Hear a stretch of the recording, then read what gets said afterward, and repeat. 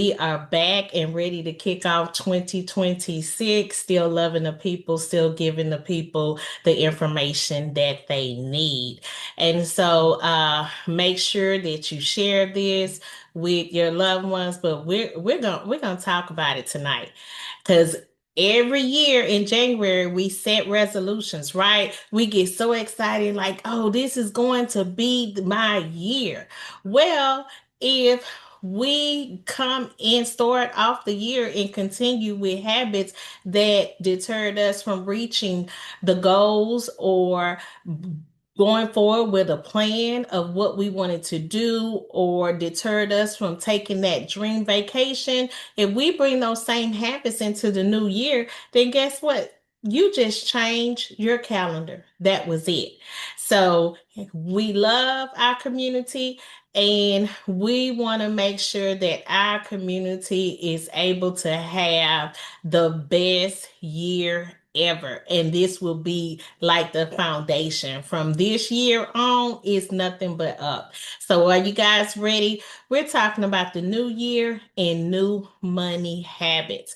And so, when we're looking at that, we want to ask ourselves, well, why we always have to discuss money? Well, money is an essential part of our life. Money is how we take care of our wants and our needs. And if we don't understand money, then in some areas we're going to lack either our needs or we're going to have to give up on some of those wants. And so we want our community to be empowered. And a new year is a fresh start for your finances. It doesn't matter where you are in your finance right now. It doesn't matter what that credit score report says right now. Right now, you can reset and put yourself on track to have a fresh start and the best year ever.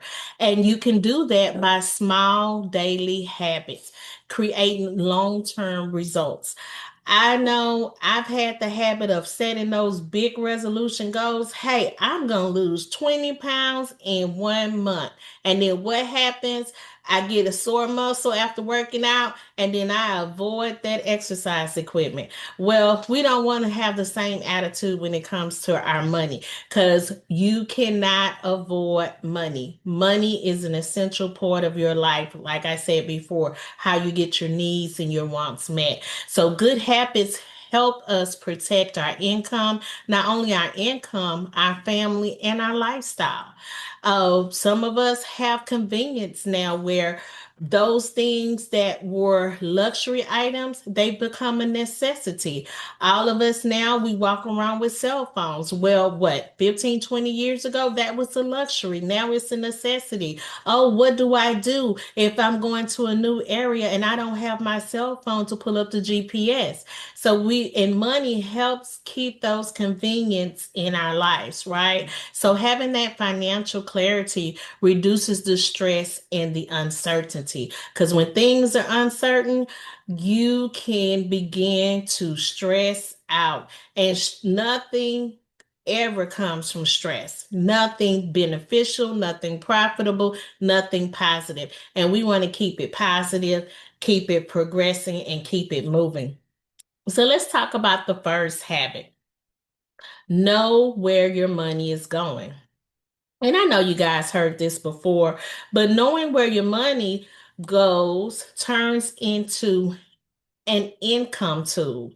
So we want you to redefine it, not like, oh, they just talking about budgeting. No, we're talking about tools that's going to help you have clarity with your money. So looking at knowing where your money goes, turning it into a tool instead of a mystery, like I just got paid yesterday, or I just closed some business Tuesday. What happened to my account? It was overnight. What is going on? We don't need to have a mystery or and try to uh live by chance or hope or wish when it comes to our finances. It's not about restrictions, it's about intention, protection, and progress.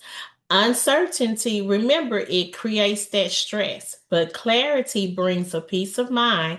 Knowing where your money goes replaces that fear with confidence and direction.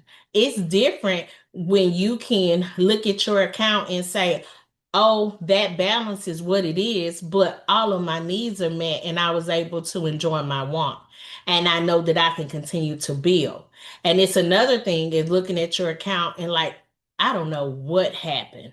It's just like, I don't know if I was hacked. I blinked and everything was in the red. We don't want that for this year. So, yes, of course, we have to track our income and our expenses. We have to identify the needs versus the wants. What can we not restrict ourselves on, but do I need to come up with another way of being able to take advantage of that want? How can I generate something else where now I have that want and it's not coming out of my monthly? What kind of cash flow asset can I purchase that will give me the income that can take care of my want? And then finding money leaks. Sometimes we don't even know we have a leak.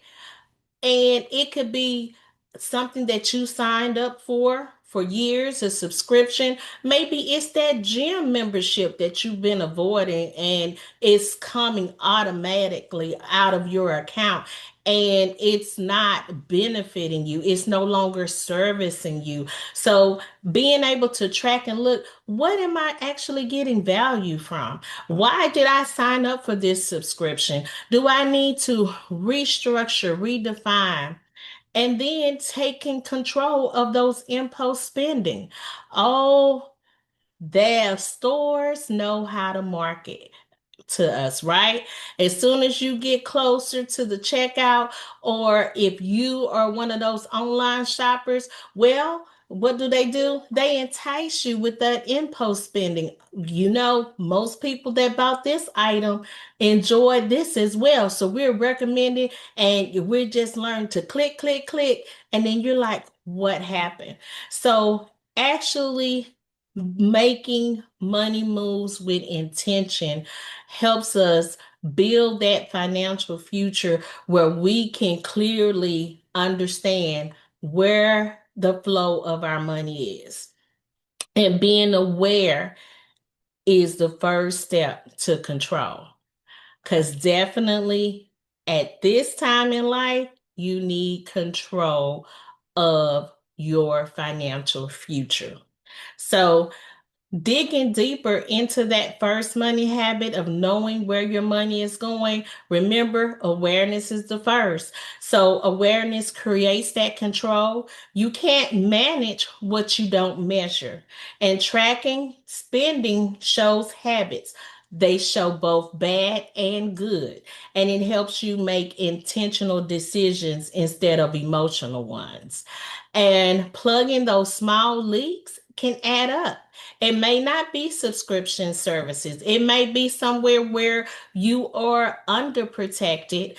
So you're at risk of causing yourself to have a major impact to your finances, or it could be somewhere where you have double unnecessary overprotection and understanding, well, how do I benefit from this? Am I actually creating value for myself or waste?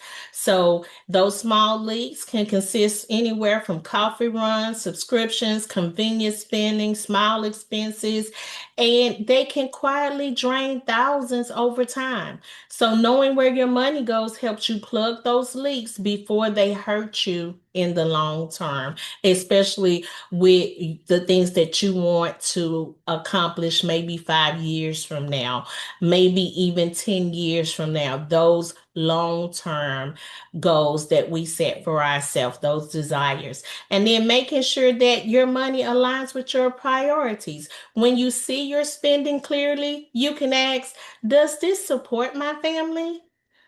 This money habit that I have gotten used to, does this support my future? Does this align with my values? Money should reflect what matters most to you, not just what's convenient for today. So, looking at our second money habit is paying yourself first. Yes, it made the list. Paying yourself first. 2026 should be all about self-care, mental self-care, making sure that we have quality of life, that we're making those decisions that line up with quality of life. Because as we're building this money, we want to enjoy it. We want to have a healthy quality of life. So when you save first, you remove the temptation to spend what you should be building your future with. Progress happens consistently. Even when life gets busy, that habit will kick in like autopilot. Something that you do consistently will just you will be in your autopilot, and it will be no questions, no second guesses. This is where this amount is going, and I'm going to be resourceful and find another way to take care of that want. Or I have other avenues to respond to that challenge where now I'm proactive and not reactive when things happen, because life happens to everyone. No one is exempt. Life can affect everyone, and paying yourself first shifts the mindset from save what's left to spend what's left. And you find out, oh, I can really reward myself more because I have clarity. This simple habit creates long-term discipline without feeling restrictive.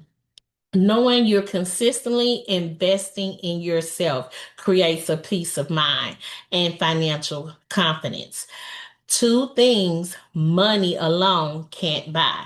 And when we're talking about investing in yourself, like you are taking this time to get this basic financial education, we encourage you to go a step further.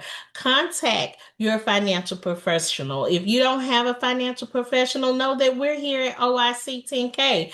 You can reach out. You can leave us some questions in the chat, or leave us comments on our YouTube channel if you are looking at this again for a second time. We care about making an impact in our community, and we want to let you know that 2026 is self-care. Pay yourself first, save before you spend. Start with the percentage, not what's left over. Build consistently, even with small amounts. No one has to know but you. And it only should matter with you and your family. And as you are being consistent, you're going to see the impact that you can make. And a lot of people, and it's a good tool, automate your savings when it's possible. When you can put it on autopilot, out of sight, out of mind. You know yourself, you know what you can handle. Looking at our third habit for the new year, build an emergency foundation. Yeah, definitely that. Because why? Life happens. Life is unpredictable. You can have a car repair out of nowhere, especially with the way I drive. I hit every pothole. I make sure I lightly touch the curves and stuff because I'm I'm trying to get to where I'm going, and I'm definitely trying to follow that GPS, and the GPS didn't tell me it was a pothole. They just told me to keep going straight. So if you are a challenged driver like myself, you may have frequent car repairs. It could be medical bills, job changes, home issues. Those type of issues don't ask for permission. They don't say, you know what, you got a bonus coming up, so I think I'm going to spring a leak, a water leak in, and you'll have the money to cover for that repair. None of that stuff asks for permission. It hits us unexpectedly. So an emergency foundation gives you the option when the unexpected happens. An emergency fund helps you maintain your household and your responsibilities, even when income is interrupted. So we want to keep stressing. Let panic be a minimum. You don't have to panic. When you have a plan in place and you're consistent, you're clear, you were able to be proactive and look and say, what do I have in my tool belt to respond to this issue?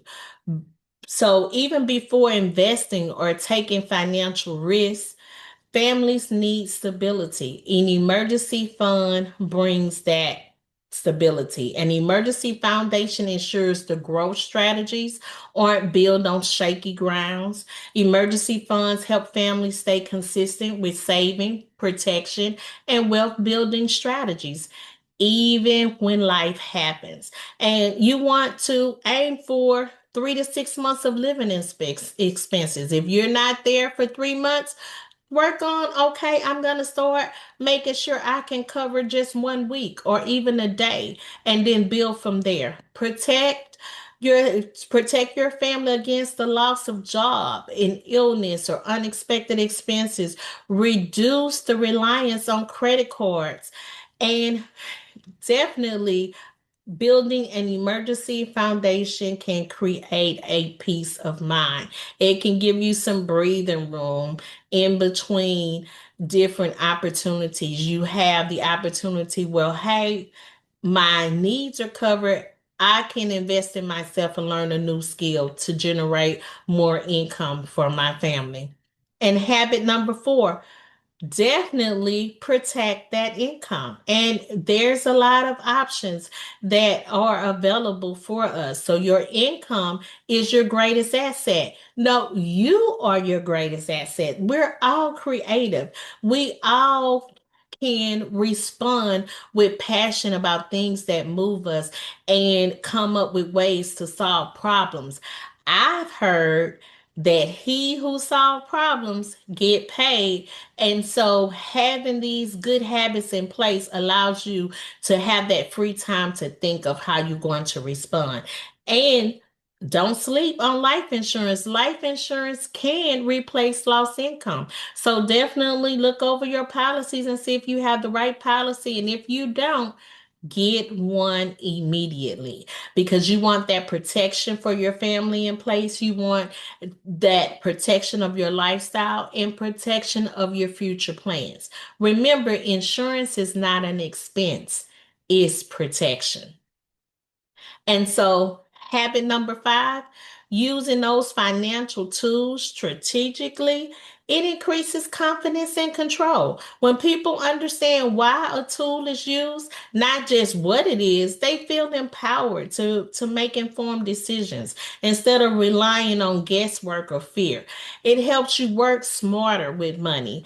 So, having a strategy, just like having a plan of how you're going to take a vacation or how you're going to take an advantage of an opportunity, we should approach building and growing our wealth in the same manner. Strategy matters. And so a strategy focuses on efficiency. You want to consider, are there tax advantages? Am I putting myself at risk? How am I going to manage those risks? What kind of risks are involved in this opportunity? And then timing. So your money works harder without you committing to work longer hours. Remember, time is a limited commodity. It's limited. So we want our money to work while we are sleeping, and we want our money to put in more hours working than ourselves, because we want to make sure that we are employing our money to go out and create more money for us. So looking at financial tools, whether it's savings and growth and protection, cash value, life insurance, can serve multiple purposes. So it's worth the time with you looking into it, getting your questions answered. Looking at using financial tools and strategies, you have different financial tools and programs like life insurance, whether it's annuities, savings accounts, retirement account. Each tool has its purpose.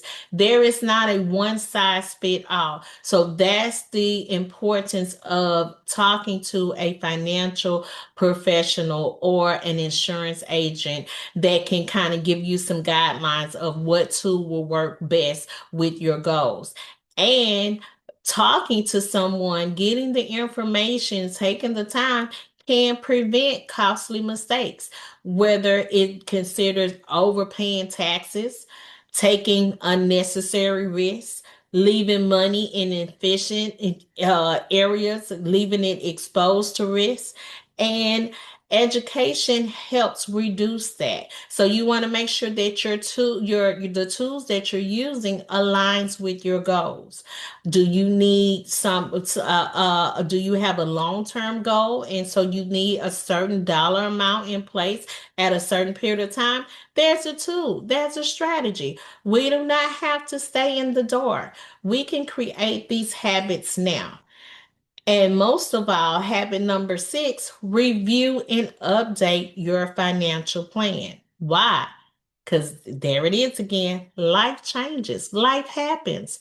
And when life changes and life happens, your plan should too. It shouldn't be, oh, I thought I did that. Oh my goodness, I don't know if I have that in place. So making that habit every year, whether it's the third week in January where you sit down and you and your family look at your financial tools and you reach out and you set an appointment with an agent and look at, well, how is this benefiting us? How is this valuing us? And moving forward with clarity. So review those policies. We encourage you once a year.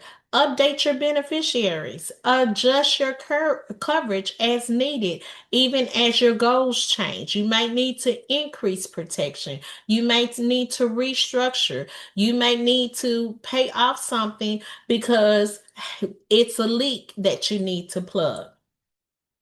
Habit number 7, setting those clear financial goals, whether you're looking at short term, mid term, long term, goals give your money direction. You want to be able to tell your employee, which is your dollar, hey, I want you to go over here with this financial tool and I expect for you to grow. And if you're not growing, I'm going to assess you and restructure you. So money is a tool. Make sure that you get the information of how to use it. And habit number 8, increase your financial education. Continue to come back and join us and ask us questions. Spend time. Look more into what's happening with your money. Learn before you buy. Ask questions. Understand the why, not just the product, because education leads to better decisions. Some people make common mistakes saying that they're going to wait for the perfect time. Well, guess what? That perfect time never happens. It's always going to be something. So focus. And some people make mistakes just focusing on one area, leaving another area exposed. They may be, well, I need growth, so I'm just going to look at investing. And then what happens? An unexpected injury, an illness, and they let protection go. So now all of the things that they've grown in their investment is at risk because they did not cover themselves with protection and they ignored inflation, the cost of living as it increases, and how taxes may affect them in the future. They thought that deferring their taxes, hey, I'll get with you later and pay that tax bill. I'm pretty sure I'm going to be in a lower income bracket. They were thinking, hey, and not knowing, no one knows what taxes will be 5 years from now, 10 years from now. And it exposed them. And so those are common mistakes. And just forgetting to always look and check every year. So this new year, our action steps, we want to track. We challenge you, track for 30 days. Start to increase yours with automated tools that are available. Review your insurance coverage and schedule a financial checkup. This is a new year, new habits. We want new results, right? Progress always beats perfection. Start where you are. Your future self will thank you. Remember, education first and protection always. Like always, we have enjoyed empowering our community. Thank you for your time. Thank you for tuning in. We definitely want you to share this information with your loved ones, with your colleagues, with your business partners. Let them know that.